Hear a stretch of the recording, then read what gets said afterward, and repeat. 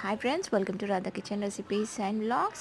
ఈరోజు చాలా ఈజీగా మిగిలిపోయిన అన్నంతో పోన్కనం ఎలా చేయాలో చూద్దాం. సో ఇక్కడ మనం మిగిలిపోయిన అన్నాన్ని తీసుకుని కొంచెం కారం, ఉప్పు, మసాలా, వెల్లుల్లి దంచుకొని వేసుకోవాలి. ఇక్కడ సరిపడా ఉప్పును కూడా వేస్తున్నాను. ఇది మొత్తాన్ని ఇలా కలుపుకోవాలి. ఇప్పుడు ఒక ప్యాన్ తీసుకొని అందులో సరిపడా ఆయిల్ వేసుకొని కొంచెం పల్లీలు, ఆవాలు, జీలకర్ర వేయించుకోవాలి. ఇవి కాస్త వేయిన తర్వాత మనము ఒక ఎగ్ని స్మాష్ చేసుకోవాలి. ఇందులో కరివేపాకును కూడా వేస్తున్నాను. అండ్ ఇది కొంచెం చిటపట అన్న తర్వాత కొంచెం పసుపును కూడా వేసుకొని ఎగ్ని వేసుకుంటున్నాను. ఇది కొంచెం ఫ్రై అయిన తర్వాత మనం ఇందాక కలుపుకున్న రైస్ని ఇందులో వేసుకోవాలి.